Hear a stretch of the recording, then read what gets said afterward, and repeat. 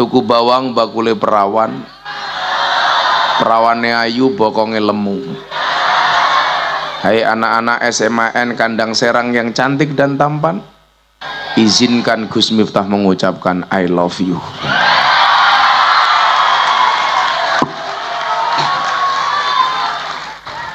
Yang tadi perjalanan saya dari Semarang, saya mikir tempatnya di mana? Di Pekalongan. Saya pikir Pekalongan ya dekat-dekatnya Habib Lutfi, dekat alun-alun. Ternyata subhanallah Pekalongan lantai 7. Oh nggak sampai-sampai. Ini masih Indonesia apa enggak? Tapi apapun itu kita syukuri biqauli alhamdulillah. Saya kemudian membayangkan bagaimana dulu para pahlawan saat sebelum kemerdekaan. Tentunya medan yang dijelajahi, arena pertempuran, medan peperangan jauh lebih dahsyat, jauh lebih besar dibandingkan apa yang kita hadapi hari ini. Maka tantangannya kemudian adalah bagaimana kita hari ini di usia 78 tahun kemerdekaan Republik Indonesia mampu mengisinya dengan satu hal yang membanggakan bagi para pendahulu bangsa,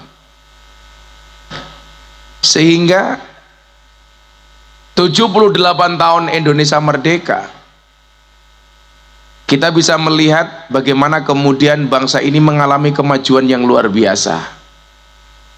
Adik-adik yang ada di sini nggak usah insecure. Tahu insecure, Pak? Biasanya lah orang tua orang ngerti biasanya. Ya, kalau adik-adik ini kan Gen Z, di atasnya dikit milenial. Nah, kalau Pak Bambang ini kolonial. Bagaimana tantangan kita ke depan itu jauh lebih besar dibandingkan tantangan dulu zamannya Pak Bambang dan bapak-bapak, ibu-ibu yang ada di sana. Waktu bergerak begitu cepat. Tantangan zaman semakin besar. Dulu ibu-ibu kalau mau belanja harus ke pasar, harus ke mall, harus ke supermarket. Sekarang kita belanja tidak harus ke pasar. Istri saya itu tidak pernah ke mall, tapi tiap hari paketannya datang. Tiap hari Shopee datang. Dulu Pak Bambang dan ibu-ibu sekalian, bapak ibu, kalau mau kirim surat harus ke kantor pos, menggunakan jasa pos. Terutama menjelang lebaran, kartu lebaran harus kita kirim melalui kantor pos. Sekarang tidak perlu ke kantor pos, cukup menggunakan HP masing-masing. Dulu kalau kirim uang harus ke bank, sekarang cukup melalui transfer m-banking. Dulu kalau mau baca berita bapak ibu adik-adik itu harus nunggu koran yang terbit besok pagi. Sekarang setiap menit informasi bisa kita update melalui teknologi detik.com. Bisa kita lihat tadi malam Indonesia mengalahkan Thailand. Beritanya kalau dulu harus nunggu besok baru muncul berita. Sekarang pertandingan selesai jam 10, setengah 11 sudah ada di TikTok. Pak Bambang punya TikTok? Jangan Pak, sudah tua nggak pantas Pak. Masa Pak Bambang punya TikTok nanti ngajak siswa goyang pargoy, kan nggak pantas. Masa kalau anak-anak kecil gini bilang pelan-pelan Pak sopir ya masih pantas. Kalau Pak Bambang nggak pantas, malah cuak, itu juga nggak pantas. Nah, artinya apa? Bahwa kita harus siap menghadapi tantangan ini dengan segala plus dan minusnya. Dulu zaman saya itu Bu, kalau mau main tembak-tembakan cukup cari pelepah pisang, kemudian dirangkai seperti tembak-tembakan yang bunyi bukan tembaknya tapi mulutnya, dor gitu mulutnya. Kalau mau main mobil-mobilan dulu cari kurit jeruk Bali, kemudian bannya cukup dari bekas sandal swallow, ditarik dikasih bunyi-bunyian etek, anak sudah senang betul Bu. Bentar. Sekarang sudah lain, FF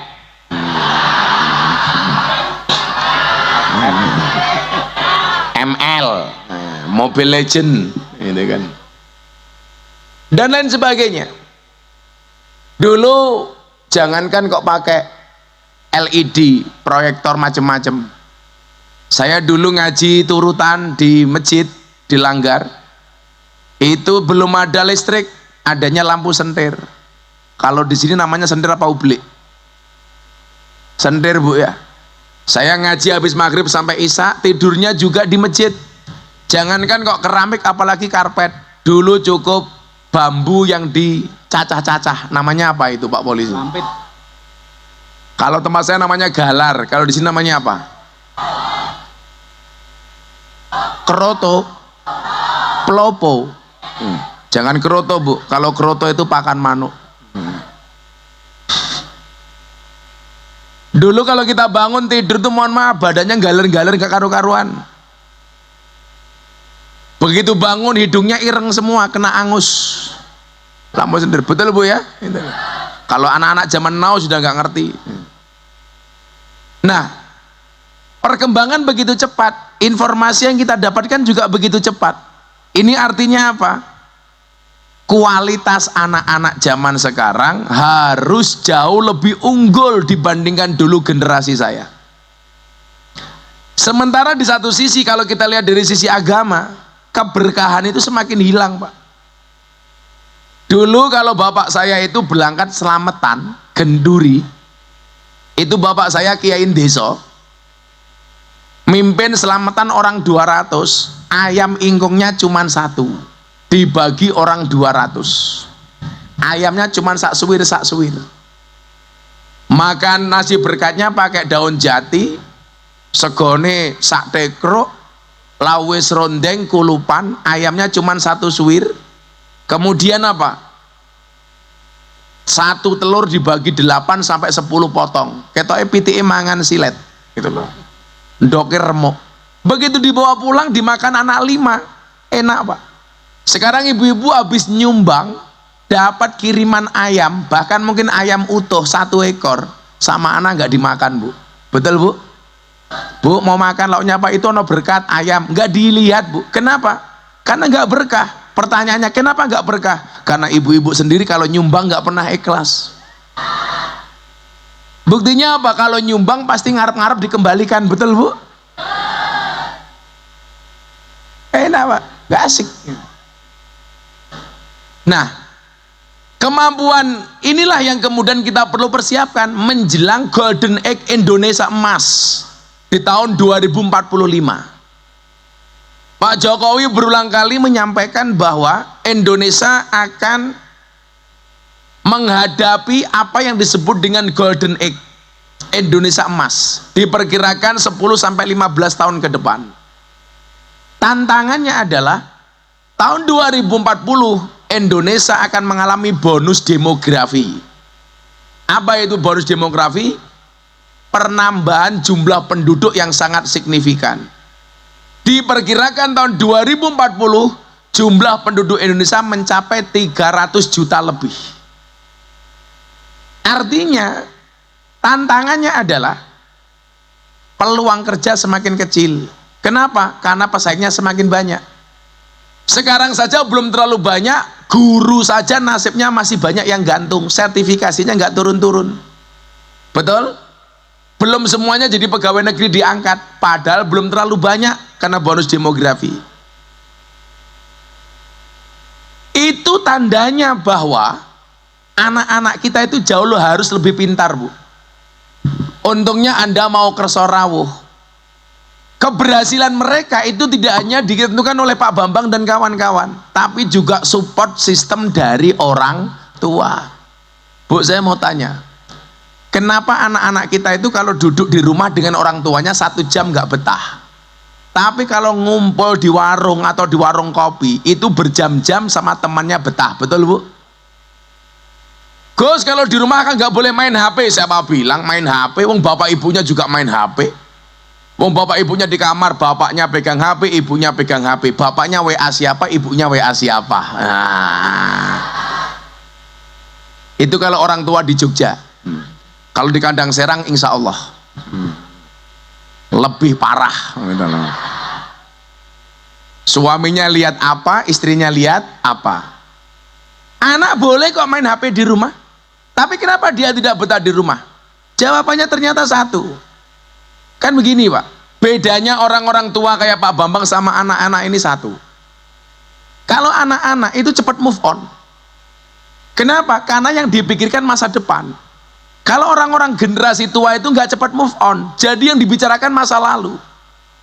Makanya kesalahan orang tua itu di mana? Kumpul sama anak, setiap kali ngumpul nasihatnya ya itu saja. Dulu nasihat yang dia dapatkan dari bapak ibunya dinasihatkan kepada anak-anaknya. Sehingga apa? Zamannya sudah tidak nyambung. Dulu Pak Bambang dikasih nasihat sama mbahnya. Sama Pak Bambang disimpan, dinasihatkan kepada anaknya. Akhirnya apa yang terjadi? Ini sudah gak nyambung. Orang tua itu gagal move on, sementara anak itu berpikir masa depan. Kalian tahu kenapa move on itu berat? Move on itu berat kenapa? Karena dari SD sampai perguruan tinggi yang dipelajari hanya menghafal dan mengingat, bukan melupakan. Wah.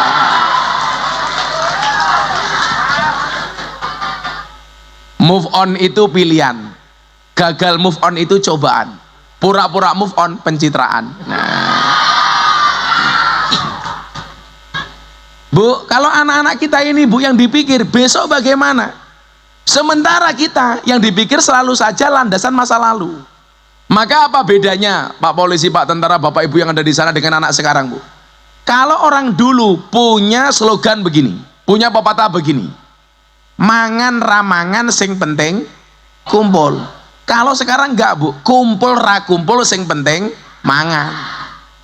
Kalau orang dulu lebih mendahulukan kumpulnya daripada makannya. Kalau sekarang ora kumpul rapopo sing penting iso mangan. Makanya kekerabatan anak sekarang dengan dulu itu beda. Dulu itu dengan anak jauh, saudara jauh itu masih kenal. Sekarang kadang-kadang dengan ponakannya, dengan misanannya udah nggak kenal Pak. Kenapa? Karena lebih mendahulukan mangan dibandingkan kumpul. Kalau orang dulu mendahulukan kumpul dibandingkan mangan. Nah, artinya maksud saya adalah bahwa pendidikan itu terus berkembang. Yang dituntut berubah tidak hanya murid tapi juga guru. Banyak orang tua itu yang emosi mendapatkan pertanyaan dari anak. Kenapa? Karena orang tua kurang ilmu. Ditakoni karo anaknya resen jawab, akhirnya emosi. Betul Bu? Ya kita harus jujur mengakui sebagai orang tua. Contoh, kadang-kadang pertanyaan anak itu di luar nurul. Saya sampai gak habis fikri saya. Saya dulu nonton TV sama anak saya ada iklan rokok Pak. Rokok zaman dulu itu. Anak saya usia 5 tahun waktu itu. Ada iklan rokok, peringatan pemerintah, rokok itu menyebabkan kanker, gangguan jantung, janin, dan impotensi. Anak saya umur 5 tahun tanya apa? Bah, impotensi itu artinya apa? Mudarah, ayo. Bocah 5 tahun takon impotensi itu apa? Saya diem aja. Anak saya ngomong, tanya lagi, bah, impotensi itu apa? Saya diem. Akhirnya anak saya bilang, kiai viral raison jawab, kurang ajar ya aku. Kamu tanya apa nak? Impotensi itu apa bah? Akhirnya saya jawab, Dek, impotensi itu artinya lemes-lemes. Besoknya ada tamu dari UGM mau ngundang saya ngaji. Mengucapkan salam, yang buka pintu anak saya umur 5 tahun. Assalamualaikum, waalaikumsalam. Nyari siapa om? Saya sedang di atas nonton TV layeh-layeh Pak. Anak saya di bawah, buka pintu. Nyari siapa om? Nyari abahmu Dek. Abah di mana? Di atas om. Sedang apa? Impotensi. Padahal saya lemes-lemes di atas. Ini sekarang ngeri Pak. Anak saya yang kedua namanya Mufti Nabil Ulayya Meka Maulana Habibur Rahman.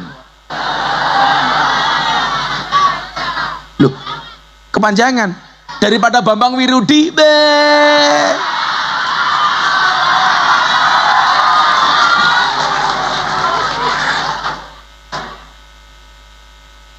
sahabat kita dari Papua, kamu kasih nama siapa? Kamu kasih nama siapa? Yolinta Payaki. Yolince. Yulita Payagi, panggilannya Tauge gitu ya.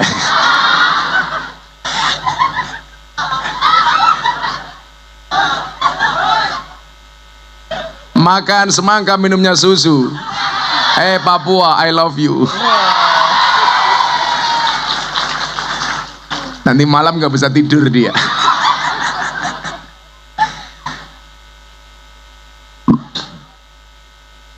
Anak saya nomor 2 itu Meka itu, Pak. Kritisnya minta ampun. Ngaji sama saya syuting TV di Jakarta. Saya bahas tentang keutamaan seorang ibu. Al jannatu tata aqdamil ummahat. Surga itu terletak di bawah kaki ibu. Pulang dia tanya, "Abah, kenapa surga itu terletak di bawah kaki ibu?" Ayo. Ini kan kalau dijelaskan panjang. Dia tanya terus, "Abah, kenapa surga itu terletak di bawah kaki ibu?" Akhirnya saya jawab, "Iya nak, surga itu terletak di bawah kaki ibu. Kenapa? Karena kalau di antara 2 kaki ibu, surganya bapak." Saya bilang begitu. Kok Pak Bang senyum-senyum gitu.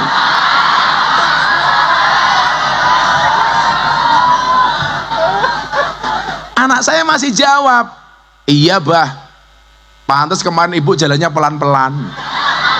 Emangnya kenapa nak? Takut surganya rusak. Lah gimana coba? Lah kayak ibu-ibu kan bahaya, surganya meletek-meletek. Nah, yang tidak boleh berubah itu cuma satu, Pak. Konsep negara beserta ideologinya. Zaman ini berubah, bahwa kemampuan kita perlu kita upgrade dan kita tingkatkan, iya. Tapi persoalan nasionalisme, patriotisme, kebangsaan, ideologi itu tidak boleh berubah, tidak boleh diotak-atik. Ini Yulita, kamu Papua. Saya kemarin dapat tamu dari 500 anak Papua yang ada di Yogyakarta. Mereka minta saya menjadi bapak angkat kawan-kawan Papua. Saya sampaikan Pak konsep kebangsaan, bagaimana Papua ini mendapatkan tempat yang istimewa di dalam negara kesatuan Republik Indonesia. Nah, begitu selesai acara saya dikasih oleh-oleh sama kawan-kawan Papua, koteka. Nah, saya bilang ini kotekanya bagus sekali, tapi tolong saya jangan disuruh pakai, bahaya. Kita banyak yang nggak paham koteka ini. Kau ngerti koteka rali? Wadah manuk goblok.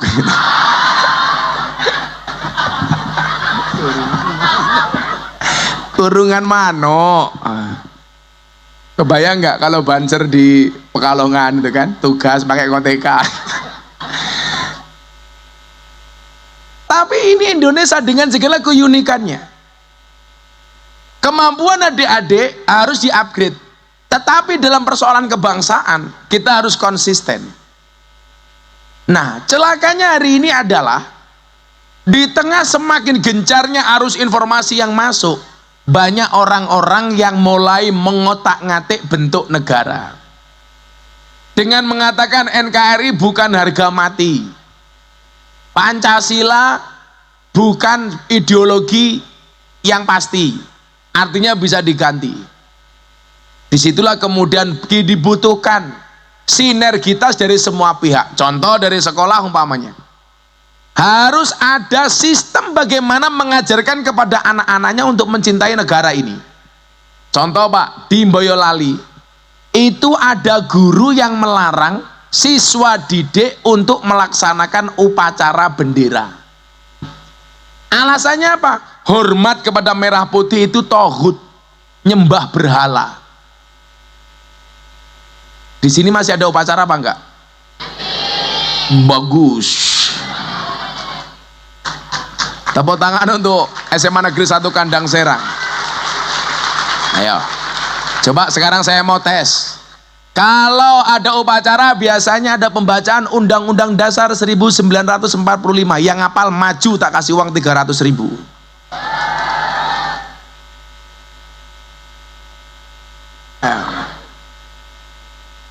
Undang-Undang Dasar. Ayo, siswa, bukan guru. Lo kayak siswa kok lemune kaya ngono. Mana? Mbaknya hafal? Ya. Cek. Malah maju, aku nggak apa. Maju. Namanya siapa?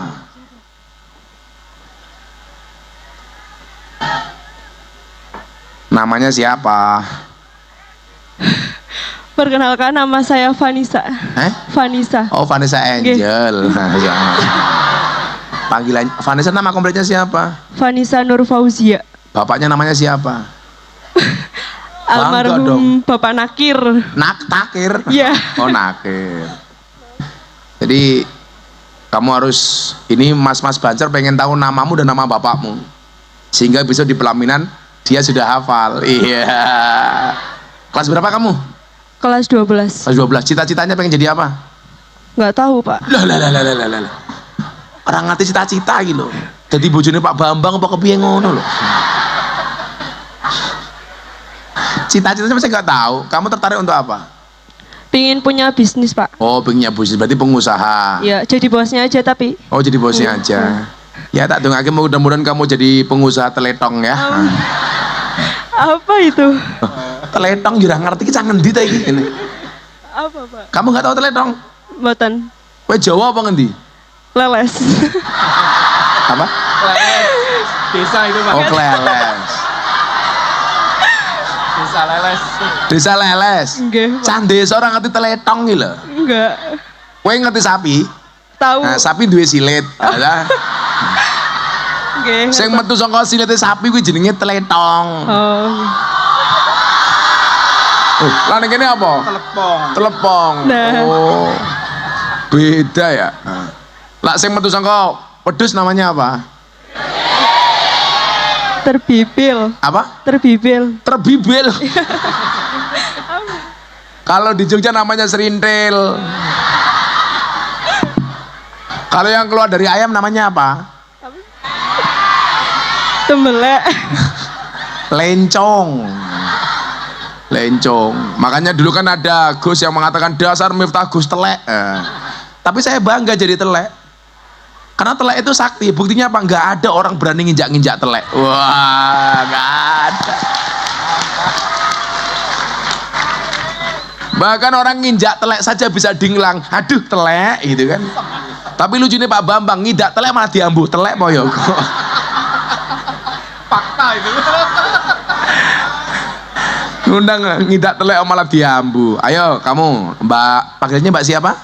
Fani. Fani, Vanessa. Vanessa, ayo dibaca undang-undang dasar. Apal tak kasih uang 300.000 sama kaos. Ayo. Undang-Undang Dasar Negara Republik Indonesia tahun 1945.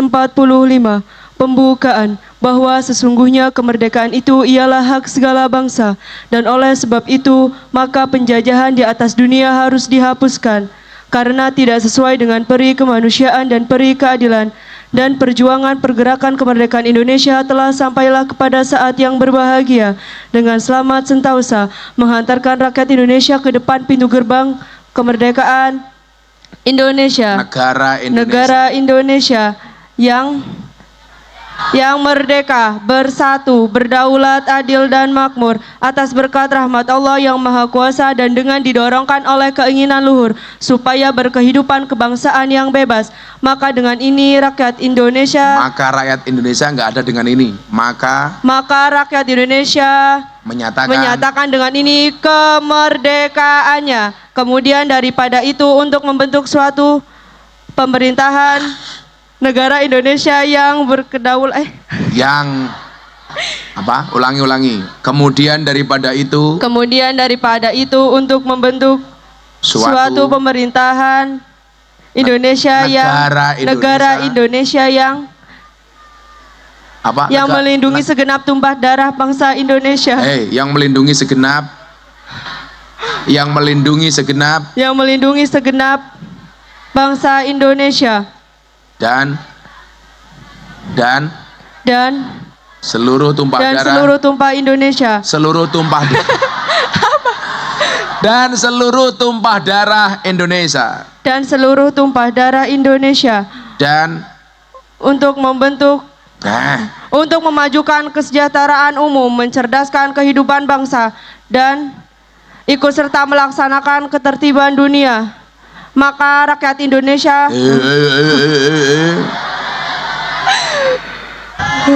tarik napas dulu 1 jam, baru dikeluarkan. Langsung yang berdasarkan kemerdekaan, perdamaian kok ngerti abadi. ngarang. Dan untuk memajukan kesejahteraan umum, terus Dan untuk memajukan kesejahteraan umum, mencerdaskan kehidupan bangsa, dan ikut serta nggak usah pakai serta dan ikut melaksanakan ketertiban dunia yang merdeka, berdasarkan yang berdasarkan kemerdekaan, perdamaian abadi dan keadilan sosial bagi seluruh rakyat Indonesia.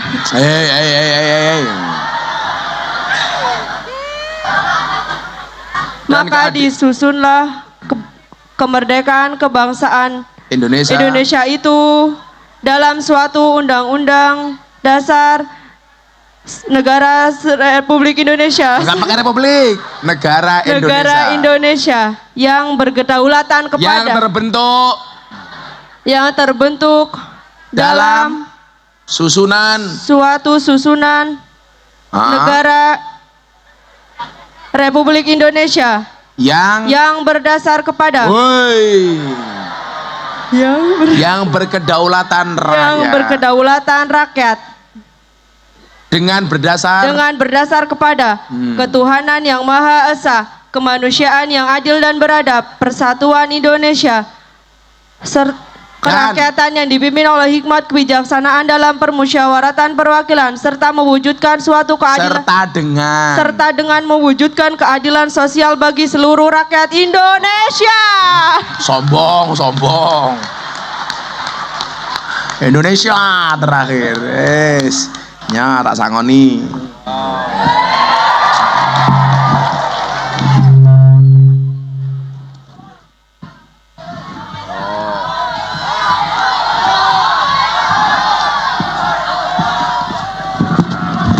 Rp300.000. Alah jaluk selfie barang.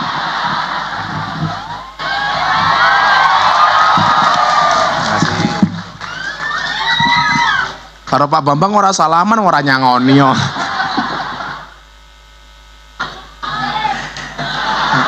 Makasih ya Mbak, pintar.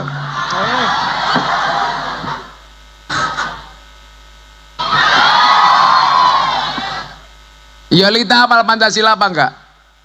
Sini, Yolita sini Papua. Info. Nih. Cek. Tepuk tangan untuk Yolita. Cek.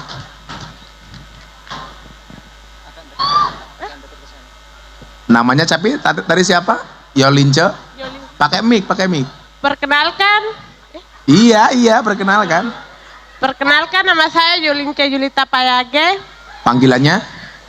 Julita. Saya bilang Yolince Julita Payage. Oh, Yolince Julita Payage. Panggilannya Julita. Oh, Julita. Tapi pikir Yolince Julita Payage panggilannya Wirudi itu enggak ya?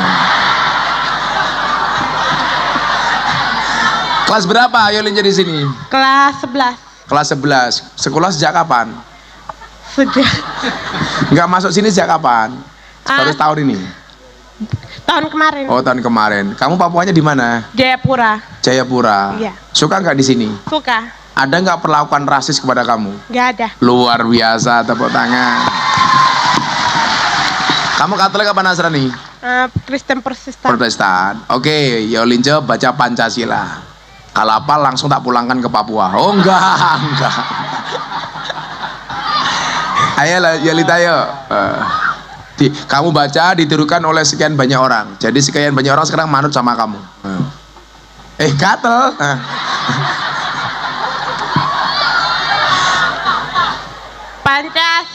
Pancasila. Diikuti. Hah? Diikuti. Iya ikutin. Kan imamnya kamu. Pancasila. Satu. Ketuhanan yang Maha Esa.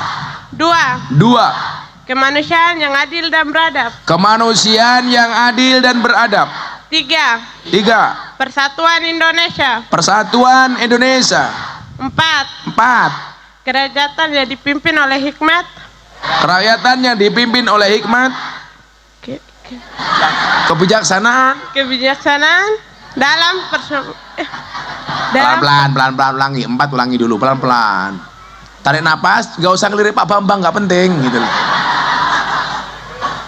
4. 4. Kerakyatan yang dipimpin oleh hikmat,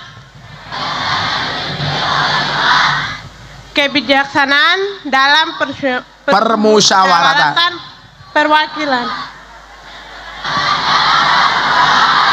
Perwakilan. Oke, 5. 5. Kerakyatan yang ulangi pelan-pelan Jolita. Keadilan. 5. 5. Keadilan sosial bagi seluruh rakyat.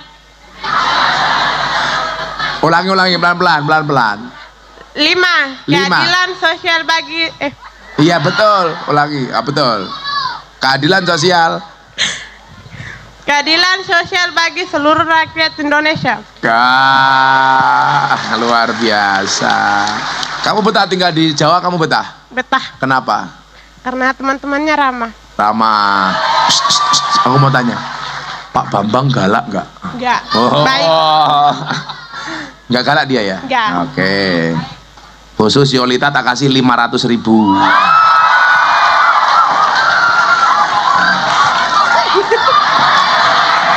Yolita kalau tak kasih uang untuk beli apa? Mau ke Expo. Apa? Ke Expo. Expo. Expo Kajen. Oh, Expo mau ke Expo. Untuk sangu katanya. Untuk sangu. Biasanya kalau dikasih uang ditabung apa dicelengi? Buat Enggak, kalau dikasih uang biasanya kalau ada sisa uang ditabung apa dicelengi? Ditabung. Dihabisin. Itulah, cewek itu hatinya seperti rekening bank. iya. Nggak mungkin berbunga kalau nggak ada saldonya. Iya. Nah, mana kaosnya dikasih kaos. Tuh 2, 3, 4, 5, 500.000 untuk Yolita. Makasih ya. Iya. Untuk Sangu Expo ya. Alah.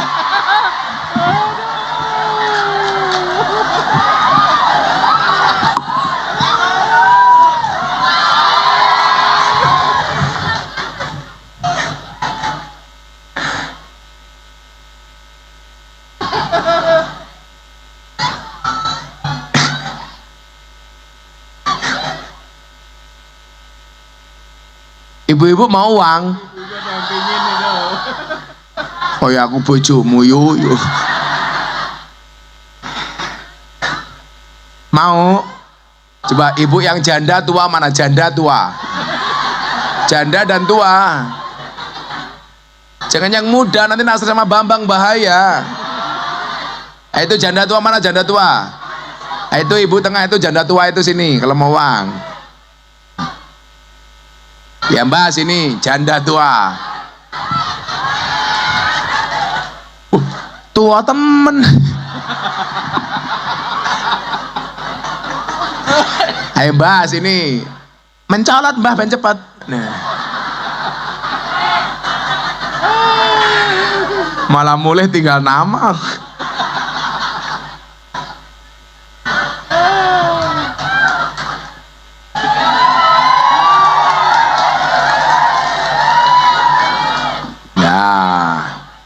Namanya sinten? Pakai mic. Oh. Ibu Sutria. Oh, kamu lupa caranya pakai mic ya? Oh, udah nggak pernah megang mic. Cerai apa janda? Janda mati. Ada Pronoyu. Ada ini loh. Namanya Bu Supia. Sutria. Sutria. Umurnya berapa Sutria? 64. 64, orang mati-mati ya. Panjang umur. Suaminya meninggal apa pegatan? Meninggal. Oh meninggal. Anaknya berapa? 3. Pakai mic. Oh iya. Ya, 3. 3. Pekerjaannya Bu Sutria apa? Pekerjaannya? Biasa. Apa? Rumah tangga. Oh, pakai mic. Tani.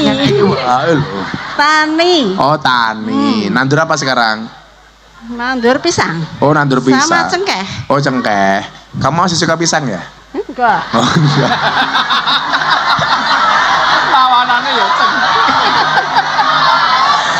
Bu Sutriata kasih uang 300.000 tapi syaratnya menyanyikan lagu kebangsaan selain Indonesia Raya. Ya, terserah. nasional. Lagu-lagu nasional. Pancasila, Bu. Ya, Pak, Mau ya? Garuda Pancasila 17 Agustus, mau apa? Iya. Mau dari Sabang sampai Merauke terserah. Yang penting bukan nemen. Lah nemen iso ini nemen iso. Ngomong jalukmu. Ya nyanyi aja ya Pak ya. Ya. Nyanyi apa? Garuda Oh Pancasila. ya. Sabar. Garuda Pancasila, akulah pendukungmu, patriot masih sedia berkorban untukmu. Pancasila dasar negara, rakyat adil makmur sentosa, pribadi bangsaku. Ayo maju, maju, ayo maju, maju, ayo maju, maju.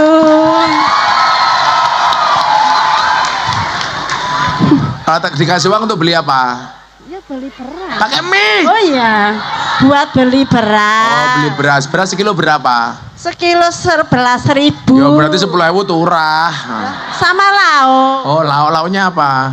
Ya tahu tempe ayam. Aku tim, wong tua kemayu nih kayak yang ini gitu. Aku mulai so meteng ya aku. Enggak. Cucu-cucunya udah 4. Oh cucunya udah 4. Sutria. Ada gajah minumnya susu. Sutria ababe mambu. Udah. Satu lagi nasional. Terserah. 17 Agustus. Apa selawatan coba selawatan. Oh, selawatan. Ya. Salatullah salamullah ala toha rasulillah. Salatullah salamullah ala yasin habibillah. Udah Pak. Nah. Kandang Serang Kerawan Gus Miftah Bambang Wirudi lumayan gagah. Oke. Ono gajah adus ning balik najan gagah manue. Kayak ngerti.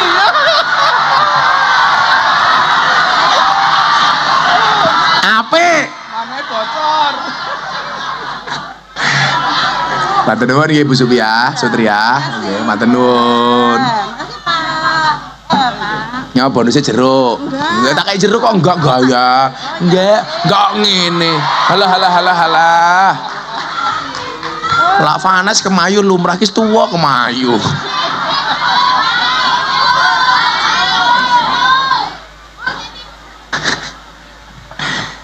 Nah, lanjut. Ya. Kita punya waktu insya Allah sampai jam 12 malam. Modar. Hah? Pojok jauh. Pojong jauh. Bojong jauh. Apa itu? Kembalinya ke Bojong. Oh, kembalinya ke Bojong jauh. Aku mau kembali ke Papua. Mau nemui bapaknya Yolita. Mau tak lamarkan untuk ketua OSIS. Iya. Siapa ketua OSISnya? Oh, malah paham. Aku mau ke Yolita. Mau melamarkan dia untuk kamu.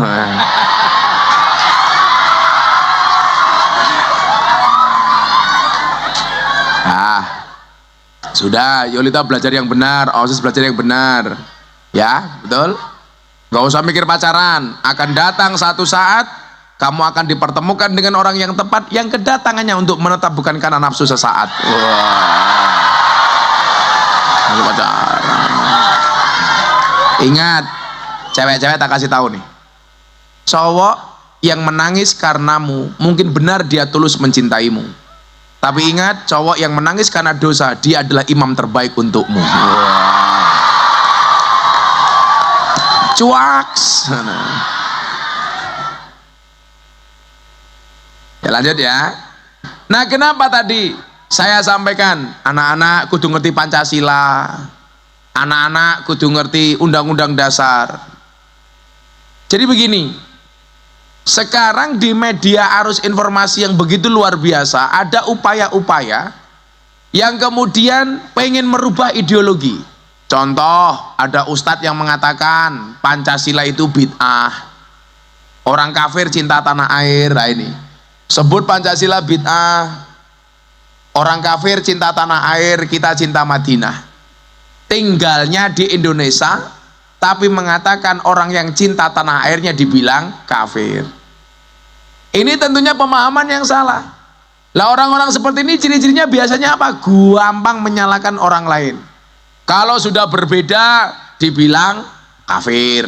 Contoh kayak dulu Gus Miftah ceramah di gereja di Jakarta Utara tahun 2021. Selesai ceramah langsung dibilang Miftah kafir. Di saat ini.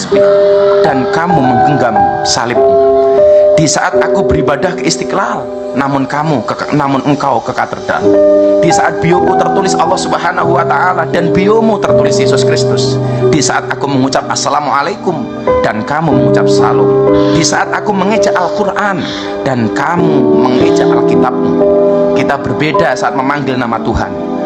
Tentang aku yang menengadakan tangan dan kau yang melipatkan tangan saat berdoa, aku, kamu, kita, bukan Istiqlal dan katedral yang ditakdirkan berdiri berhadapan dengan perbedaan namun tetap harmonis.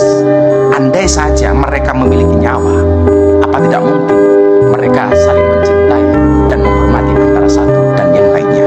Terima kasih. Salam. Assalamualaikum warahmatullahi wabarakatuh. Kenapa saya berani diundang ke gereja kemudian saya mau datang dan ceramah? Ya karena saya paham Pancasila. Acaranya saat itu bukan peribadatan tapi peresmian gereja. Adzan ya? Berhenti dulu ya.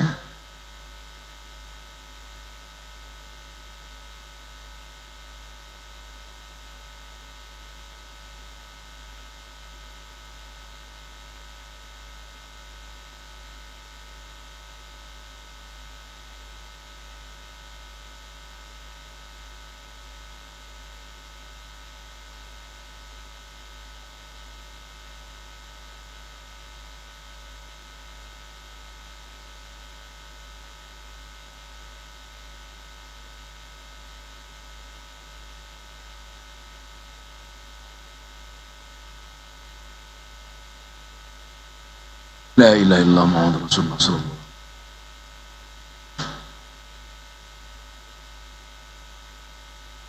Nah, sekarang saya mau tanya, Mbak Yulita dan Mbak-mbak yang dari Papua yang beragama lain, kamu terganggu nggak dengan suara adzan kayak gitu? Enggak. Kalau kawan kita orang non-Islam tidak merasa terganggu dengan suara adzan, kan seharusnya kita sebagai orang Islam juga tidak boleh terganggu dengan suara lonceng, betul? Makanya Pak Rudi, kalau Anda ke pondok saya itu yang besok ulang tahun ke-11 minggu depan ini, lingkungan saya itu 60% Katolik. Tetangga selatan rumah saya itu pendeta, utara rumah saya kuburan. Seumur hidup saya tidak pernah bertengkar dengan tetangga utara saya.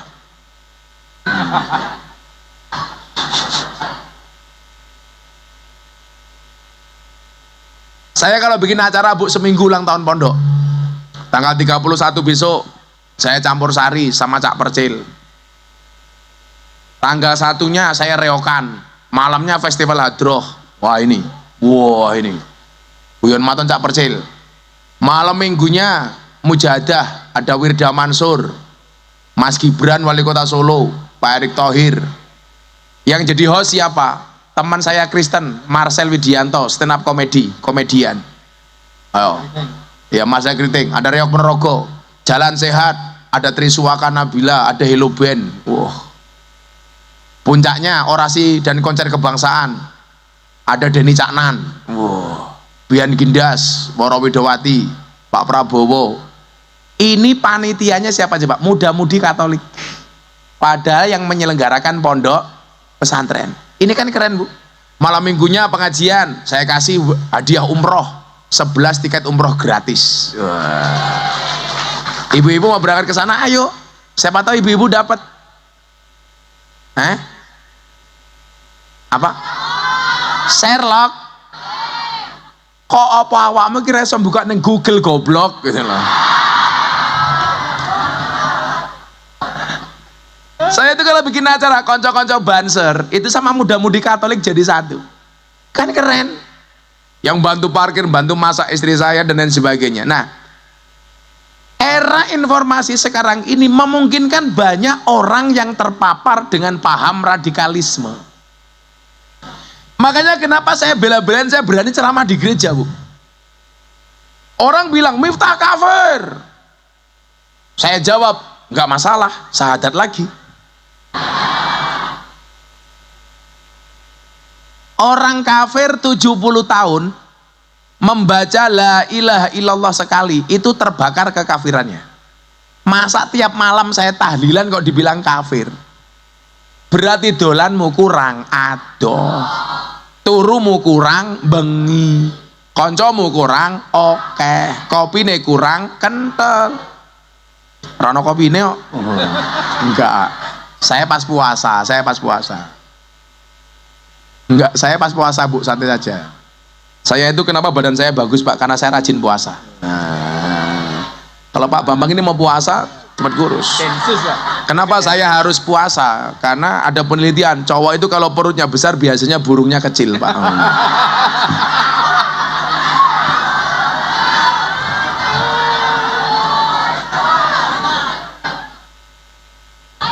Enggak bahaya dah. Enggak. Yang bahaya itu kayak kamu malam Jumat nggak punya istri, belum punya pasangan, nulis status WA malam sunah Rasul lah, kui bahaya, blow. Orang duwe bojo malam sunah Rasul kok karo sabun serban.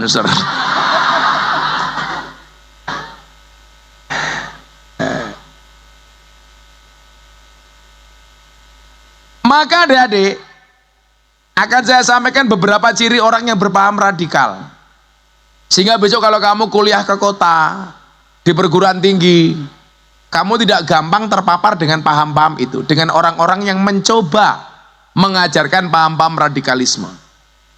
Makanya saya tadi ceramah ke gereja, terus saya diundang pengajian di mana? Saya diundang, Pak, untuk memberikan ceramah oleh wali kota Los Angeles, Amerika Serikat. Berbicara radikalisme dan intoleransi. Nah, apa ciri-ciri radikal itu? Yang pertama, di belakang ada ya? Itu.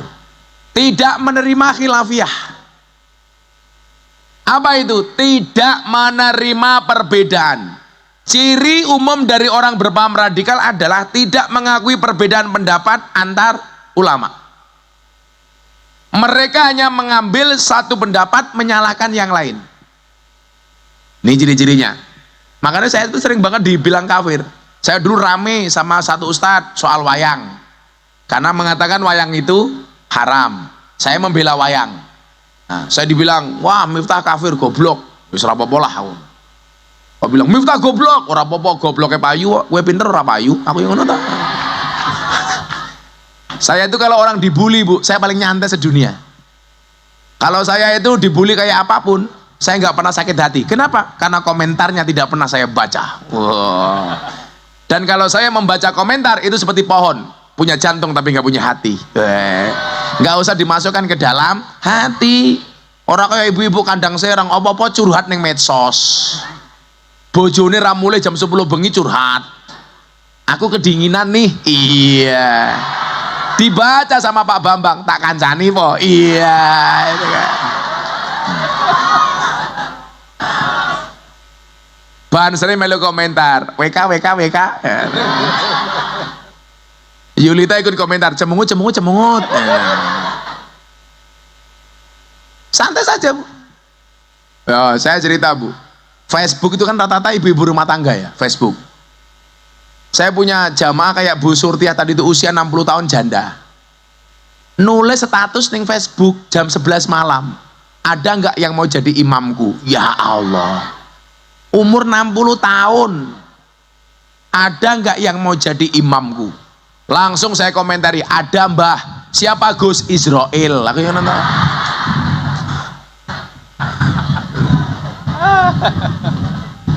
Orang radikal ini tidak bisa menerima perbedaan. Jangankan beda agama, beda pendapat saja mereka tidak bisa menerima.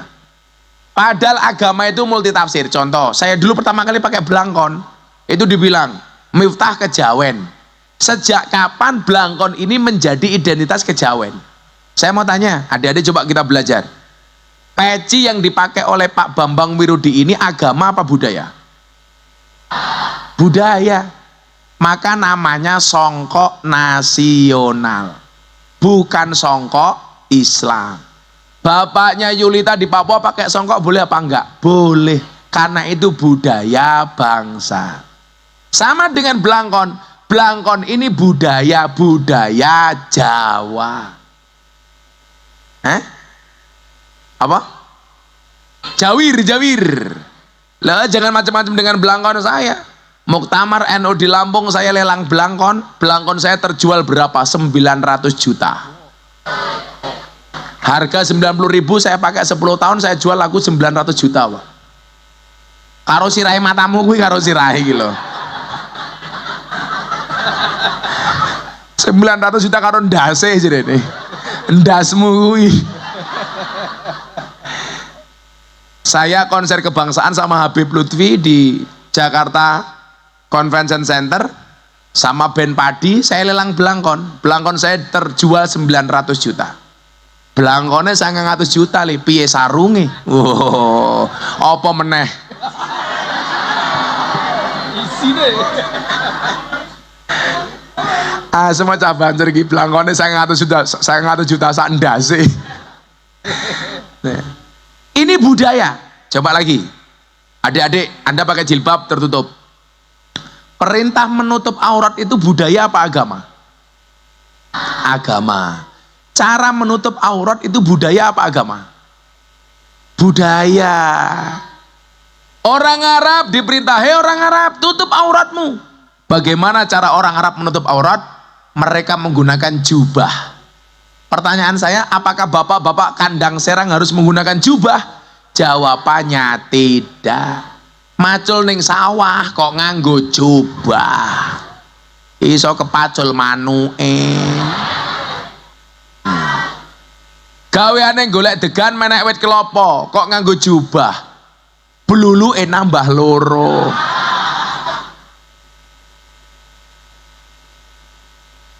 Lato-latone ilang.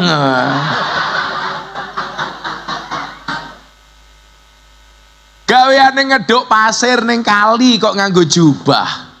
Ya iso little body. Apa kuwi? Silite gatel kelebon wedi. Makanya begitu masuk Indonesia boleh pakai celana kayak Pak Bambang, boleh pakai sarung kayak bapak ini. Ini jelas sarungnya gajah duduk. Dibuka sarungnya muncul belalainya. Iya.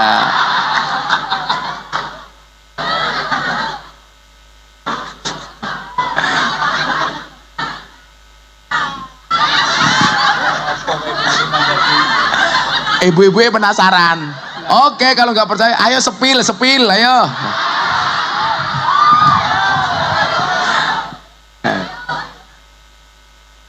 Apa? Love you. Di review. Ayo buka sarung yo. Live streaming. Boleh pakai jin, setan, demit, iblis, boleh. Atau boleh seperti yang saya pakai ini juga boleh. Ini namanya apa? Rok matamu rok lho. Koyo ngono rok. Ini namanya apa, Bu? Malah kulot. Ini namanya tokrung, katok sarung. Dari depan kayak kok kotor iki. Oh, tidak iki mau.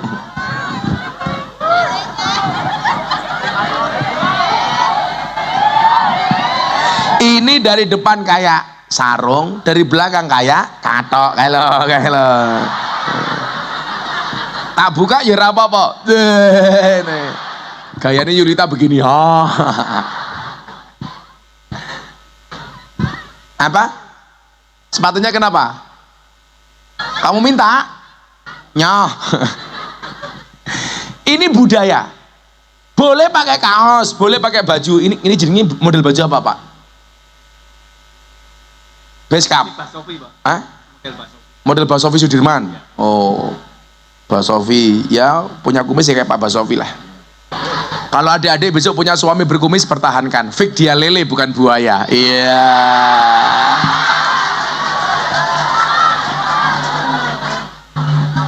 Selebeu.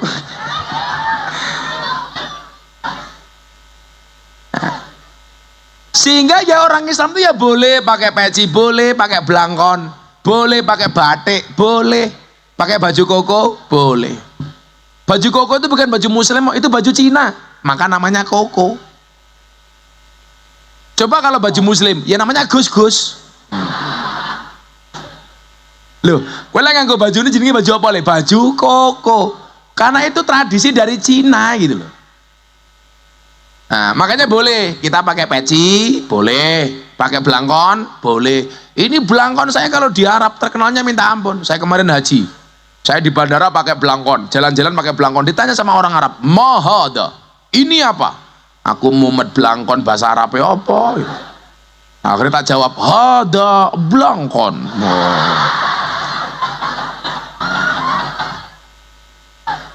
Ditanya lagi, mau belangkon? Belangkon itu apa? Tak jawab, ina urok si wadai endas.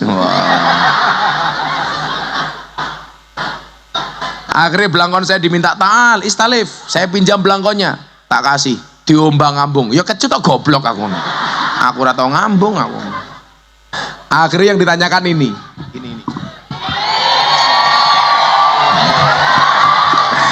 Ini kalau di sini namanya apa? Oh, pentol kaya bakso yang ngawur. Bedanya belangkon Jogja sama belangkon Solo. Kasultanan Jogja sama Kasunanan Solo itu terletak pada ininya. Kalau belangkon Jogja itu ada bendolnya, ini namanya mondolan. Kalau Solo itu nggak ada ininya, krepes. Nah, kok ondol-ondol lo mondol. Saya ditanya, "Wa ma hada, ini apa?" "Ahada bom, cangkemmu kuwi aku ngono." Jawab, "Hada mondolan."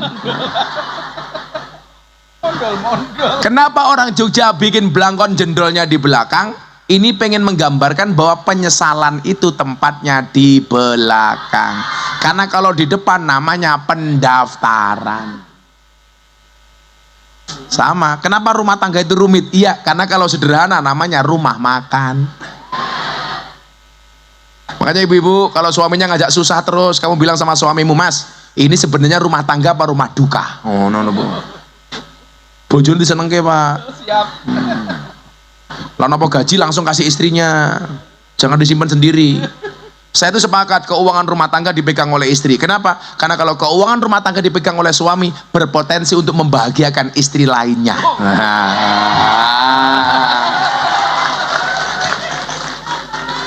Setuju Bu, Ibu? Kamu yang merasa cowok wajahnya jelek, santai aja li. Tutupilah wajah burukmu dengan bagusnya rekeningmu. Karena sekarang cowok good rekening itu lebih menarik daripada cowok good looking. Berangkat dari suami yang good rekening akan menjadikan wajah istrinya glowing. Dan berangkat dari wajah istri yang glowing ada suami yang golong komeng. Nih wong wedok-wedok kayak ingat, yang dirawat jangan hanya mukamu tapi juga tungkakmu. Raine mulus, ya Allah tungkaknya meletek-meletek. Yo.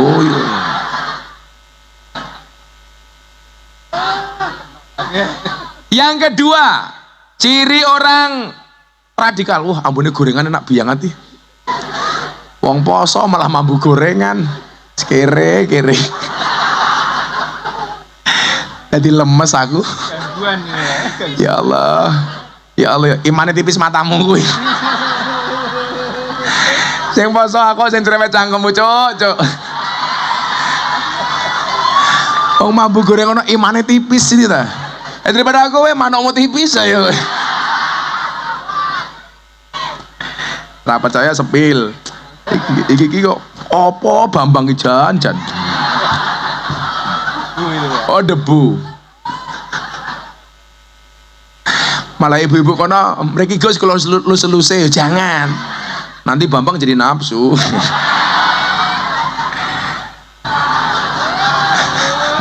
Kita doakan Pak Bambang panjang umur. Jadi orang sedunia mati Pak Bambang hidup sendiri ya. Sepian dong. Kata Pak Bambang kesepian dong. Ya nanti kalau Pak Bambang kesepian ditemani sama Sutria.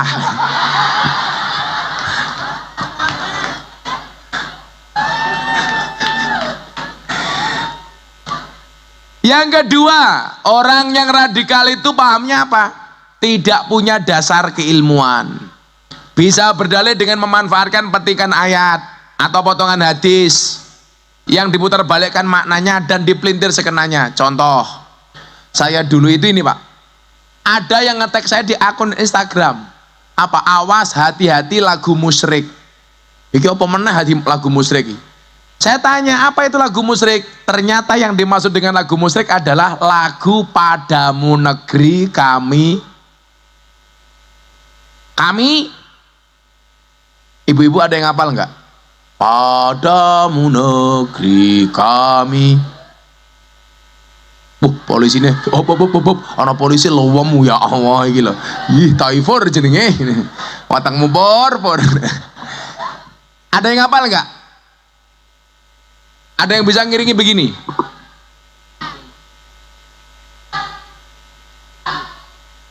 Oh, hafal. Yes. Ibu-ibu sana tak kasih. Muah.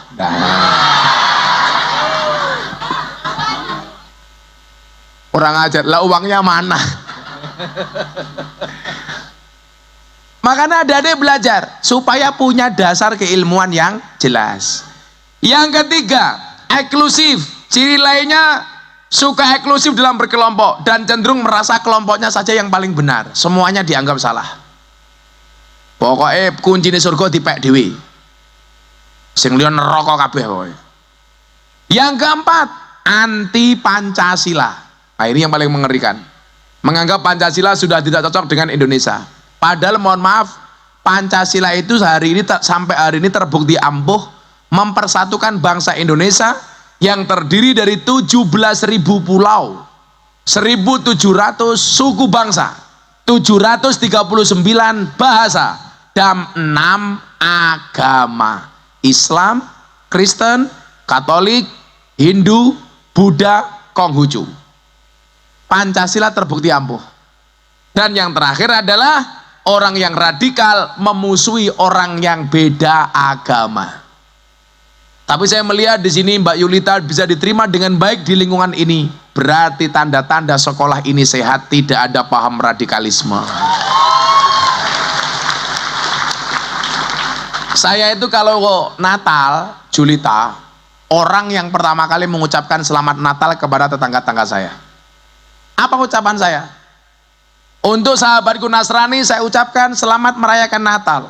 Rayakan Natalmu dengan bahagia dan sukacita, sebagaimana aku orang Islam merayakan Idul Fitri dengan bahagia dan sukacita.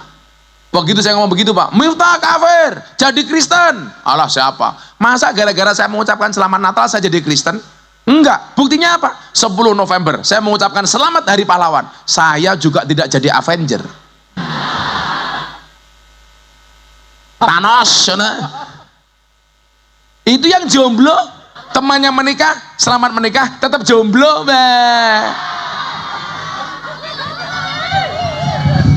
Selamat Hari Ibu, Pak Bambang mengucapkan selamat Hari Ibu, enggak jadi banci. Kok gampang banget dulu maksud saya. Saya kemarin selamat Hari Polisi, HUT Bayangkara, saya mengucapkan HUT Bayangkara juga tidak jadi polisi. Coba lah teman-teman pengen jadi polisi tentara, tidak hanya pinter le, fisikmu harus bagus. Kemarin tetangga saya marah, anaknya daftar angkatan laut nggak diterima, gara-gara nggak bisa renang. Langsung dia protes sama panitia. Itu tetangga saya daftar angkatan udara nggak bisa terbang, diterima.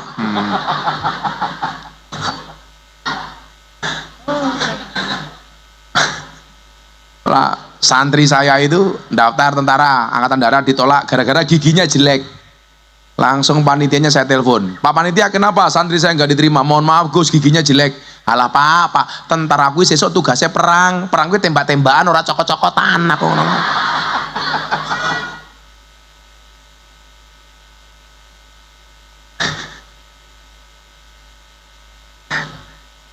Bila kamu sing merongos-merongos mulai dirawat giginya, tapi nggak usah pakai kawat gigi bendrat. Bojoku mau pakai kawat gigi, bah boleh nggak saya pakai kawat gigi? Nggak boleh aku. Kenapa? Kalau kamu pakai kawat gigi tak cipok, nyantol cangkemku. Medeni.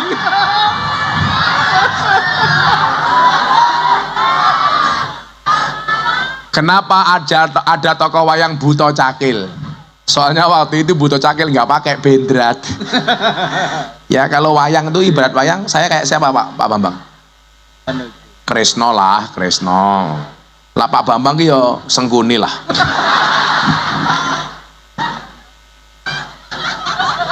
Ya jangan Sengkuni, kasihan lah. Hanoman. Adik-adik, beda agama itu bukan musuh, setuju? Orang Kristen silakan ke gereja. Kenapa? Karena gereja itu fasilitas untuk menjadi orang Kristen yang baik. Orang Islam silakan berangkat ke masjid, karena masjid itu fasilitas untuk menjadi orang Islam yang baik. Kalau orang Islamnya baik, orang Kristennya aman. Kalau orang Kristennya baik, orang Islamnya aman. Kalau orang Kristennya baik, Islamnya baik, Hindunya baik, Konghucunya baik, Buddha Hindunya baik, maka Indonesia aman. Ingat, beda agama bukan musuh, tapi partner dalam kebaikan. Tepuk tangan untuk Pancasila. Nah, 5 itu. Mas Agus, sudah sekarang tanya jawab. Ya, sekarang Satu cewek, satu cowok dulu. Ayo. Satu cewek, angkat tangan dulu. Satu cowok. Satu mbaknya. Cowok, angkat tangan satu. Oh ya, monggo. Oh. Monggo langsung maju mbak. Wah, kayaknya sepasang nih suami istri ini. Oh bukan. Suami istri masa depan. Oh. Cukur yuk.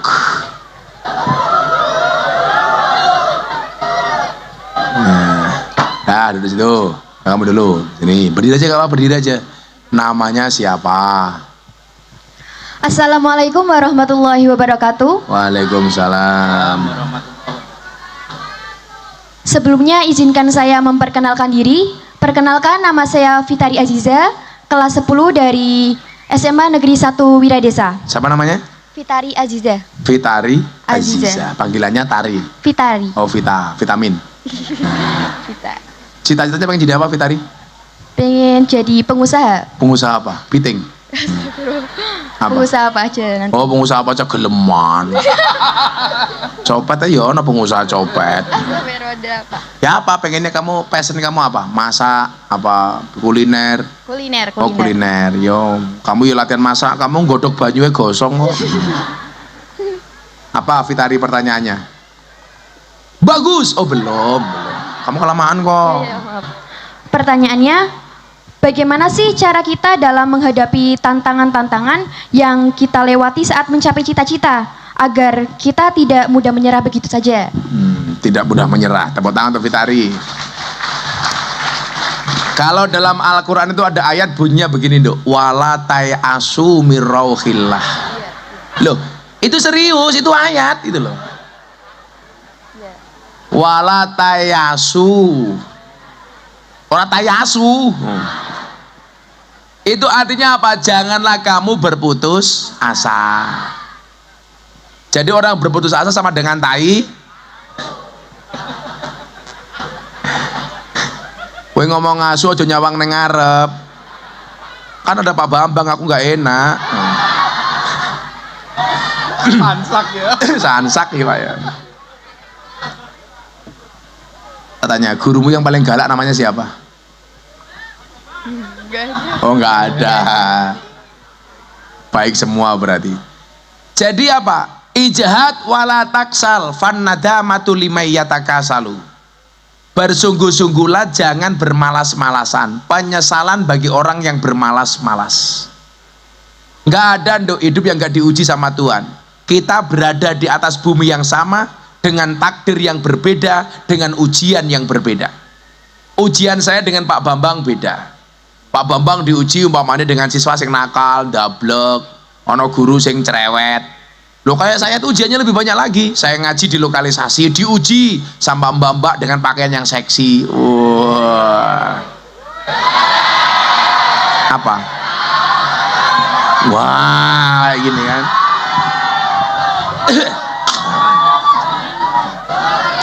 Ini kalau Pak Bambang tajak ke sini, yakin mau masuk nggak mau keluar.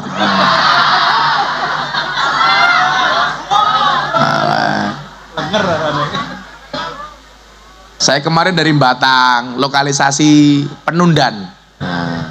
Saya bagi 200 mukena. Babanya tanya, gimana Gus? Nyawa tak bagi mukena. Ikhlas gak? Ikhlas. Syaratnya apa? Tinggu sholat, ojo tinggu lemek. Aku yang mana tak? Kemarin di Surabaya saya bagi mukena di klub malam Heaven. Ada mbak-mbak pemandu karaoke saya kasih. Sebelum Ramadan kemarin saya bagi 580 mukena di lokalisasi Gang Sono Tretes Pasuruan. Ramadan traweh mereka pakai rukuhnya dari Gus Miftah. Rampung traweh kerja meneh. Saya tanya, "Payu Mbak, alhamdulillah laris, Bah. Kok bisa nggih berkah Ramadan?" Itu kita bagi-bagi.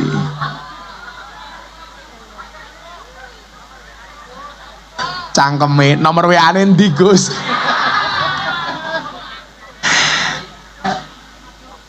Jadi apa? Ujian orang itu beda-beda, Dok. Tapi kita tidak boleh menyerah.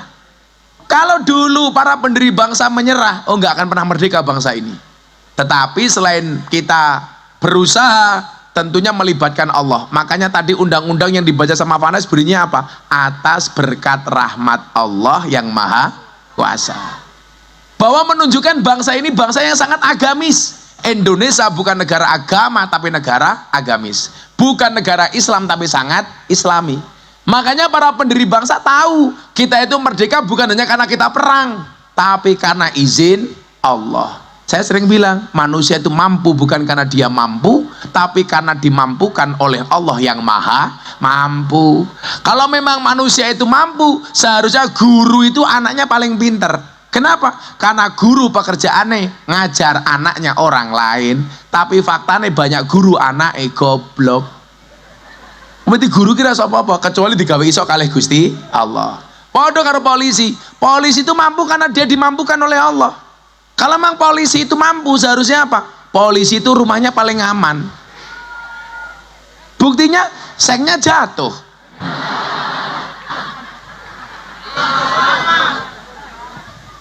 Kenapa sengnya jatuh? Karena Pak Kepala Sekolah cari tenda yang paling murah pakai seng.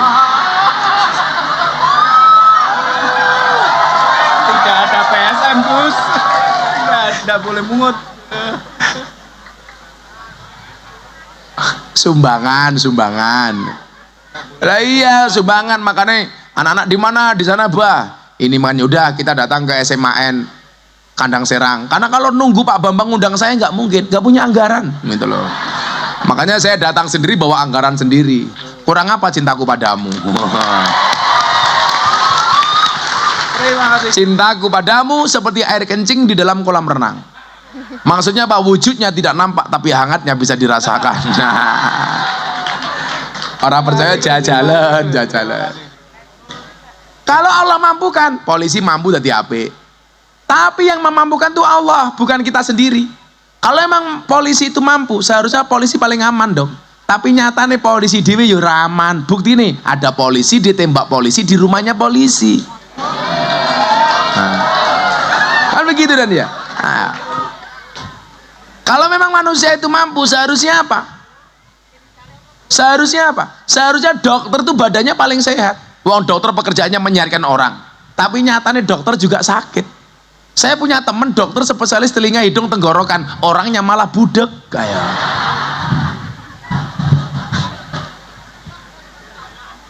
Kalau memang manusia itu mampu, seharusnya apa? Dukun itu istrinya paling cantik dong. Wong dukun pekerjaannya menjual pelet dan pengasihan. Neng nyatane banyak dukun yang istrinya merongos. Kalau memang manusia itu mampu, seharusnya kuli bangunan tuh rumahnya paling bagus. Wong pekerjaannya membuatkan rumah orang. Tapi faktanya banyak kuli bangunan nggak punya rumah. Makanya jangan menyerah. Kemudian yang kedua, pasrah tawakal kepada Allah. Ayo kamu, calon suaminya. Iya. Oh kamu gede-gede. Kayaknya Fitari nggak suka sama kamu, tapi dia suka dengan Pak Wirudi. Siapa namanya Mas? Perkenalkan, nama saya Muhammad Humaidillah Irfan. Oh, Muhammad Humaidillah Irfan. Zumaidillah H pakai H. Humaidillah Iya. Irfan. Panggilannya Hu gitu. Bukan? Irfan. Oh Irfan, tapi kira Hu. Kayak saya ngaji sama Banji. Kalau cowok mati, doanya apa? Allahumma fir lahu. Kalau perempuan mati, Allahumma fir laha. Laki-laki hu, perempuan ha. Kalau Banji, hu ha. Kelas berapa Irfan? 10. 10. Cita-cita Pegawai pegawai apa? negeri. Oh pegawai negeri, PNS, pegawai negeri serabutan. Kenapa pengen jadi pegawai negeri? Ya pengen jadi pegawai. Oh pengen jadi pegawai, asik jadi pegawai ya? Asik. Oh kayak Mungkin. Pak? Mungkin.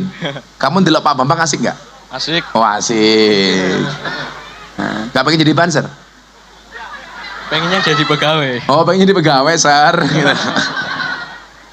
Le banser kele, sesok kiai masuk surga sing awal banser. Karena banser tugasnya survei lokasi.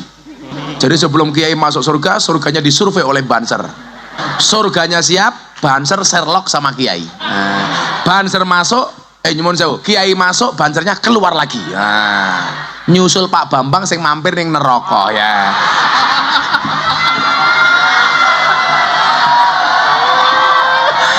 Ya ora kok. Apa pertanyaannya Mas Hu Irfan? Bagaimana? Salam Pramuka. Salah. Kaget. Apa Pan? Pertanyaannya Pan? Bagaimana jika ada pemimpin atau orang yang sangat berpengaruh di daerahnya memiliki paham radikalisme dan ingin menyebarkannya? Bahkan sebagian orang sudah mempercayai paham tersebut karena pengaruh orang tersebut sangat kuat. Ini seandainya apa benar? Seandainya. Oh, tahu harus jelas. Ini andai kata atau memang ada kejadian seperti itu? Seandainya. Oh, mati dong. Yalah rumahmu mati. Kalau benar seperti itu aku tak ngomong Pak tentara kan loh, Pak Dan Ramil. Pak Kapolsek Dan Ramil aku dancuk jaran. Jadi begini, contoh yang paling nyata Pak. Saya tuh di Karanganyar ya waktu itu ya. Ada murid yang mengatakan begini Pak. Bagaimana kalau justru yang mengajarkan kepada kita membenci pemimpin itu guru sekolah kita sendiri? Itu kejadian Pak. Ini ironi. Ironinya di mana? Pegawai negeri itu digaji oleh negara, makan uangnya rakyat, difasilitasi oleh negara. Tapi justru memprovokasi murid-muridnya untuk membenci pemimpinnya. Ini nggak boleh. Lah kalau ada pemimpin yang seperti itu, caranya bagaimana? Dilaporkan ke institusi yang lebih tinggi. Mamane sing kaya ngono lurah, yo ngomong karo camat. Sing kaya ngono camat, yo ngomong karo bupati. Bupati ning ngono, yo ngomong karo gubernur. Gubernur ngomong presiden. Presiden ngono, yo ngomong karo Israel wae kesuwen ngono. Jadi apa? Gak boleh. Karena itu bertentangan dengan Pancasila. Lah kalau ada pemimpin yang seperti itu, bisa dinasihati dengan cara yang baik. Saya itu nggak sepakat Pak, orang mengkritik pemerintah dengan bahasa yang kasar itu saya nggak setuju. Karena dalam Al-Quran Harun dan Musa diperintahkan untuk memberikan nasihat kepada Fir'aun. Itu faqula lahu qawlan layyina, disuruh ngomong yang halus.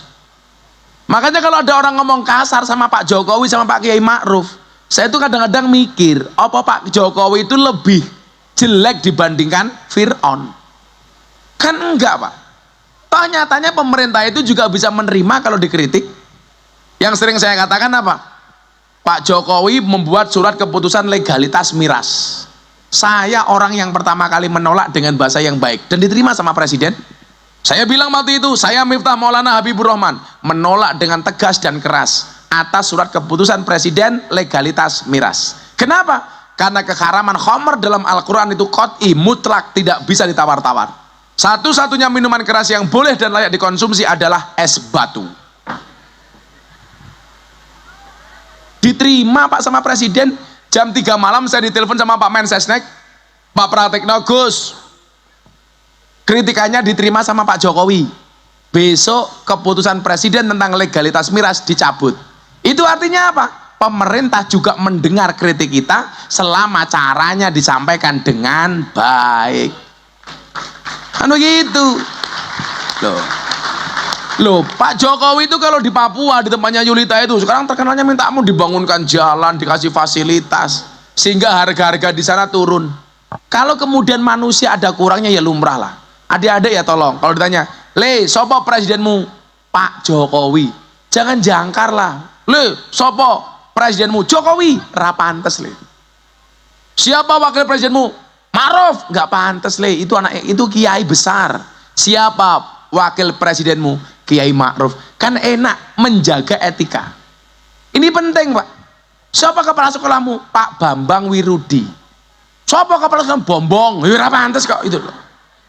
Ini dalam rangka apa? Ngajari anak bangsa itu beretika, Pak. Siapakah presiden pertama? Soekarno. Jangan. Bapak Soekarno. Apa sih susahnya menghargai pemimpin kita itu? Kalau anak bangsa sudah tidak bisa menghargai pemimpinnya, bagaimana orang luar, Pak? Ini pendidikan etika. Makanya saya nggak setuju. Sopo menterimu? Pratikno, ora pantes. Bapak Pratikno. Kayak saya kemarin pengajian di Semarang. Sopo menteri pertahananmu? Prabowo, ora pantes. Bapak Prabowo. Salahnya di mana sih itu? Betul Banser ya? Ini namanya menjaga etika, apalagi kita orang NU. Lah kalau ada pemimpin seperti itu, Mas tolong dinasihati dengan cara yang baik. Kalau tidak mampu, ngomong sama yang atasnya. Ya, dah masing-masing 300.000. Nah. Ini cair, dana kenakalannya tambahi masih. Ya, pan. Dipegang foto bareng sama. Agak mepet. Nah, foto. Satu. Presiden para pendosa dari Indibis Telkom. Jadi yang nyponsori saya Telkom, bukan Pak Bambang.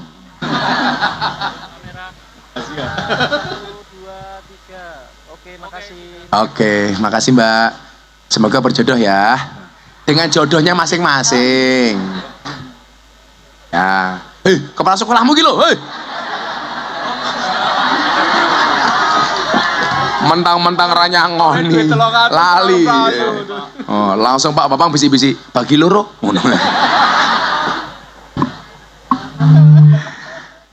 Ya Allah, saya itu mau buka puasa di Tegal. Kalau nambah pertanyaan lagi udah kesoren kayaknya ini. Yaudah satu-satu lagi deh. Cewek satu, cowok satu. Cewek satu, cowok satu. Ya mbaknya satu. Cowok. Ya kepala OSIS. Wah, monggo. Ketua OSIS. Oh, OSIS kok kepala gitu.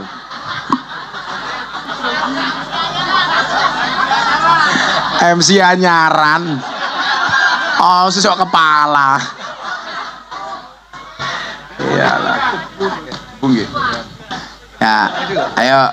Oke, baik. Assalamualaikum warahmatullahi wabarakatuh. Waalaikumsalam. Baik, begini Bapak. Namamu siapa? Perkenalkan, nama saya Ahmad Rizky Mujahidin dari SMA Negeri 1 Kandang Serang. Kandang Serang. Saya ada pertanyaan Bapak. Kamu kelas berapa? Saya kelas 12 IPS 2 Pak. Cita-citamu pengen jadi apa? Young planner, pengusaha muda. Betul. Cah ini keren loh, semuanya pengen jadi pengusaha loh. Ya. Wah. Begini, kamu asli mana? Alon-alon tuh sabar. Kesusu. Oke, saya dari Tajur Bapak. Tajur itu mana? Semedo. Semedo. Betul. Dari Tajir, ngomongnya Tajir gagah. Dari Tajir Bapak, dari mana? Semeda. Itu Semedo. Semedo gimana Bapak? Semedo ya, udah. Besok pengen kuliah di mana? Kuliah yang nyari saya, instansi yang nyari saya, bukan saya nyari kuliah. Wow. Boleh si PD, patang, Ya. patang dedet. Apa Semedo? Kok Semedo saja jenenge? Ahmad Bapak. Ahmad siapa tadi namanya? Ahmad Rizky Mujahidin. Mujahid, ngedeni. Apa Mat? Pertanyaannya Mat. Ya, begini Bapak. Bagaimana peran pendidikan di Indonesia dalam mencegah terjadinya aksi radikalisme Bapak? Ya, saya itu menyesalkan kurikulum pendidikan di Indonesia, Mat. Dalam bentuk apa? Dulu masa kecil saya sekolah itu diajarkan pendidikan sejarah perjuangan bangsa. Betul Pak ya, sepuh-sepuh itu ya. Sekarang mana ada itu? Dulu zaman ibu-ibu itu masih ada. Kita diminta untuk menghafal nama-nama pahlawan. Wajib dulu, Mat. Sekarang enggak. Kita diminta untuk menyanyikan lagu-lagu nasional. Dan kurikulum pendidikan itu mendukung, Pak. Dari SMP masuk SMA, diajari penataran P4. Betul? Dari ke aliyah SMA ke perguruan tinggi penataran P4. Sekarang nggak ada lagi gitu loh. Contoh begini yang kecil-kecil deh, soal menghafal nama pahlawan. Pak Kepala Sekolah, kelas-kelas kita, ruang-ruang space kosong kita, mbok diisi gambar-gambar pahlawan. Di situ kasih Jenderal Sudirman. Artinya apa? Yang saya lakukan ini hanya sebagian kecil untuk menumbuhkan wawasan kebangsaan. Saya protes sama Kementerian Pendidikan. Contoh, dulu nama Mbah Hasyim As'ari itu dihapus dari kurikulum, dari Kamus Besar Bahasa Indonesia. Padahal Mbah Hasyim itu siapa nih? Pahlawan nasional. Dia ketua pendiri Nahdlatul Ulama. Ini dihapus di saat negara krisis terhadap wawasan kebangsaan, menipisnya nilai-nilai nasionalisme. Justru ada upaya-upaya mendowngrade pendidikan kebangsaan kepada siswa didik. Maka nyuwun sewu, yuk kita mulai dari sekolah kita lah. Space-space yang kosong seperti ini kan keren tuh, dikasih banner gambar pahlawan di Ponorogo. Ora ndek duit njaluk polisi ini lho, mosok ora kuat nukokke mong kaya ngono wae. Nah. Pak Dan Ramil nyumbang beberapa gambar Panglima Jenderal Sudirman di Ponorogo, pasang di kelas-kelas. Setuju napa mboten? Sehingga kita tahu le. Sekarang kita enggak, saya itu sampai menghafal nama pahlawan. Contoh, kamu tahu siapa nama asli di Ponorogo? Nama aslinya adalah Ontowiryo. Ontowiryo. Nama kompletnya siapa? Kiai Haji Bendoro Raden Mas Abdul Hamid Ontowiryo Mustahar Heru Cokro Senopati ing Ngalogo Sayyidin Panatagomo Amirul Mukminin Khalifatullah Tanah Jawa pahlawan Goa Selarong Pangeran Diponegoro. Mbok tentara rapal ya, padahal kodam Diponegoro gitu. Ayo. Kamu tahu Suwardi Suryoningrat? Siapa itu? Suwardi Suryoningrat itu nama asli Ki Hajar Dewantoro. Kita lupa Pak, kenapa? Ya karena memang nggak pernah belajar untuk itu, nggak diajari gitu loh. Dulu saya kecil wajib menghafalkan sekian nama pahlawan, sehingga saya tahu siapa itu Cut Nyadin, Cut Mutia. Sekarang nggak tahu, taunya Cut Keke, Cut Tari, Cut Mini, Cut Mariska. Kalau dulu kita diwajibkan untuk menyanyikan lagu-lagu kebangsaan, sekarang nggak tahu, ngertinya nemen, rungkat, ya Bu ya, stasiun balapan, ning stasiun balapan, kota Solo sing dadi kenangan, kowe koyo asu, no kaya akhirnya. Nggak ngerti sudah dengan lagu-lagu kebangsaan nasional kita Pak. Kalau dulu wajib Pak Bambang ya, sekarang udah nggak ada. Maka ini kamu di sekolah sebagai ketua OSIS menginisiasi itu. Yuk, bagaimana menumbuhkan wawasan kebangsaan, rasa nasionalisme di kalangan teman-teman kamu OSIS. Gak harus nunggu dari Pak Kepala Sekolah. Apa yang bisa membangkitkan jiwa-jiwa patriotisme itu bisa kamu lakukan. Baik, siap Bapak. Terima kasih atas jawabannya. Silakan beri tepuk tangan ke beliau. Ya, ayo kedua, baik. Assalamualaikum warahmatullahi wabarakatuh. Nama kamu merongos saya ya? Dalem. Kamu merongos? Mboten, Pak. Oh, mboten Pak. Itu kenapa kok hijau-hijau gitu? Ini obat jerawat, Pak. Oh, obat jerawat. Tak pikir apa mau tak lapkan begitu.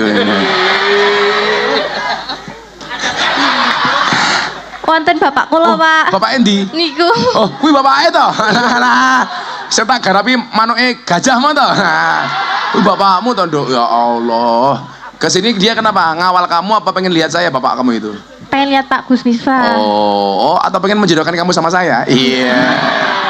Codot. Namanya siapa, Nduk? Nama saya Mariza Sofrau Ada dari Siapa? Mariza Sofrau Ada. Sofrau Ada. Jenenge apik men. Bapakmu jenenge sapa? Pak Murtado. Halah. Murtado anak jenenge dawa mendodo. Pak Murtado.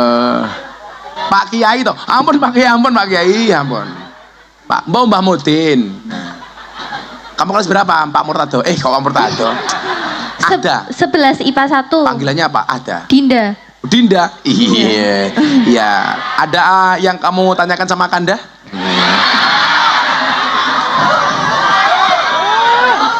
Dinda, cita-citanya pengen jadi apa Dinda? Sama youngpreneur. Youngpreneur kabeh. Kan keren loh, Pak. Sekali-kali diundangkan apa namanya pengusaha muda ke sini. Bawa kerennya Atta Halilintar. Ya kalau pas sama saya bisa, lah Pak Bambang ya jelas gak ada anggaran lah.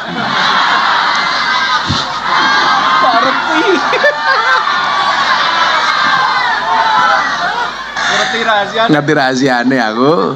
Apa Dinda pertanyaannya Dinda? Jadi gini. Enggak, yang partner itu kamu pengen jadi apa? Punya gambaran? Kenapa? Punya gambaran pengen jadi pengusaha apa? Kalau saya sih mau jadi pengusaha tambang. Tambang betul ngeri. Nikel ya. Biar ngalir Pak duitnya. Wow, itulah cewek. Selalu saja duit saja yang diomongkan. Bisa jadi pengusaha batu bara, barang Tuhan bagi rata. Ya, siapa ngerti cita-citanya pengen jadi pengusaha batu bara, faktanya jadi penambang pasir umpamanya. Ampun. Apa pertanyaannya? Saya tadi kan lihat baju yang dibagiin kan ada tulisan Gus Miftah. Presiden bagi para pendosa. Presiden para pendosa. Ya. Saya juga sering baca tuh di artikel. Nah, saya mau tahu makna lebih lanjutnya tentang Gus Miftah, Presiden para pendosa. Yuk kita privat aja yuk.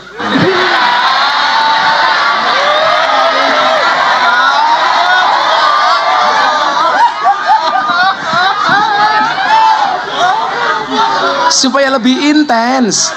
Tapi kamu jangan ngomong sama Pak Murtado. Nanti aku ketahuan.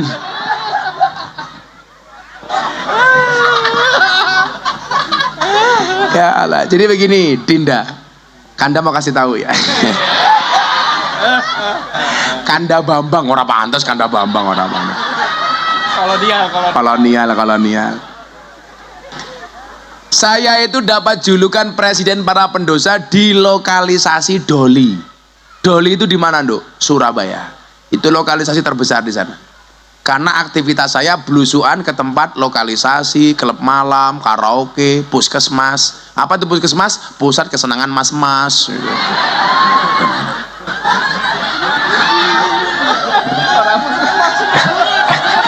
Puskesmas kan. Mbak-mbak pemandu karaoke itu kan pekerjaannya cuma satu ternyata, mewarnai kehidupan rumah tangga orang lain. Iya. Ujung-ujungnya karaoke, katorok dibuka, oke, gitu.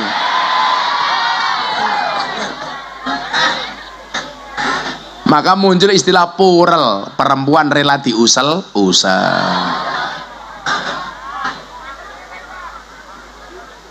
Nah, saya itu Nduk. Perhatian saya terhadap anak-anak seperti itu tuh tinggi. Saya masuk lokalisasi dari tahun 2000. Saya pengajian di klub malam dari tahun 2008. Dan saya memberikan motivasi kepada mereka. Contoh, saya bilang sama mereka, surga dan neraka itu sama-sama diciptakan oleh Allah untuk ahli maksiat. Surga Allah ciptakan untuk ahli maksiat yang mau bertobat, sementara neraka Allah ciptakan untuk ahli maksiat yang tidak mau bertobat. Maka kalau kamu lihat di bokong-bokong truk itu, kebetulan Gus Miftah itu dinobatkan sebagai selebritis yang paling banyak wajahnya dilukis di bokong truk. Kayak gini lah, gini model-model gini. Ini saya ada ratusan truk, itu bokongnya digambar wajah saya. Saya nyari gambarnya Pak Murtado, mana mobil sedot WC barang nih loh, kurang ajar lah, ayo kowe. Aku kayak gini, ini banyak banget. Di situ banyak quote-quote saya. Contoh, saya bilang, jangan pernah menghina pendosa seolah-olah kamu tidak pernah berbuat dosa. Orang baik dan orang buruk itu bedanya tipis. Orang baik pernah berbuat buruk, orang buruk pernah berbuat baik. Orang baik punya masa lalu, orang jelek pasti punya masa depan. Itulah alasan kenapa kaca mobil bagian depan jauh lebih besar dibandingkan kaca spion. Kenapa? Karena masa depan kita jauh lebih besar dibandingkan masa lalu kita. Lah, gara-gara itu orang nyebut saya presiden para pendosa. Termasuk mbak-mbak pemandu karaoke di Banjarmasin, Kalimantan Selatan. Dadanya ditato Gus Miftah. Wow. Cewek seksi, SD, SB, semok depan, semok belakang. Wah, Gus Miftah. Video call sama saya, juragane. Kenapa, Nduk? Kok kamu tato Gus Miftah? Saya ngefans sama Gus Miftah. Wah, tapi kan nggak harus ditato. Kan dulu Gus Miftah pernah bilang, seseorang itu besok di hari kiamat akan dikumpulkan bersama orang-orang yang dicintainya. Wah, mungkin kita nggak bisa bersama di dunia, Gus, tapi saya yakin kita bisa bersama di akhirat. Wah, tato ini Pak Gus Miftah. Saya bilang, Dek, tato kamu tuh bagus, tapi salahnya satu. Napa, Gus? Kurang turun dikit. Neng dengkol. Lah karena fokus saya ngurusi anak-anak yang dianggap nakal, itulah kenapa saya dikasih julukan presiden para pendosa. Lebih lanjutnya nanti WA ya. Terima kasih. Orasi. Dah, makasih. Ayo sini. Nah. Ayo Mas, siapa mau? Ahmad, ya Mat. Mat. Mat.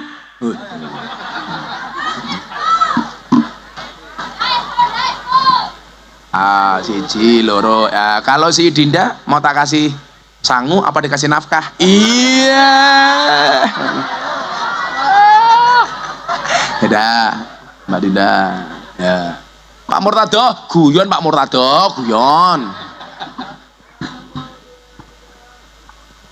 Ya, kita doakan. Ya boleh. Untuk kamu apa sih yang enggak? Sini tak fotoin sama Pak Bambang sini. Ya dah, sana sama Pak Bambang tak foto sini. Oh, kita selfie. Sama Gus ya, kalau saya sudah biasa gitu. Nanti tolong si Ahmad di crop ya.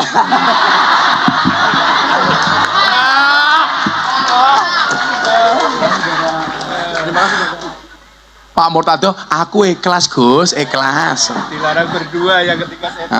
Dilarang berdua ya. Nanti kalau kamu berdua yang ketiganya adalah Pak Bambang ya. Saya tanding lali aku. Akhirnya adik-adik sekalian, Pak Bambang dan seluruh Dewan Guru, saya terima kasih atas sambutannya, bahwa yang saya lakukan ini amanah dari Bapak Presiden untuk memberikan wawasan kebangsaan kepada anak-anak siswa didik. Mudah-mudahan anak-anak kita terlindungi dari paham-paham radikalisme dan intoleransi, sehingga kita semuanya bisa memberikan sumbangsih yang luar biasa untuk bangsa Indonesia. Terima kasih. Assalamualaikum warahmatullahi wabarakatuh.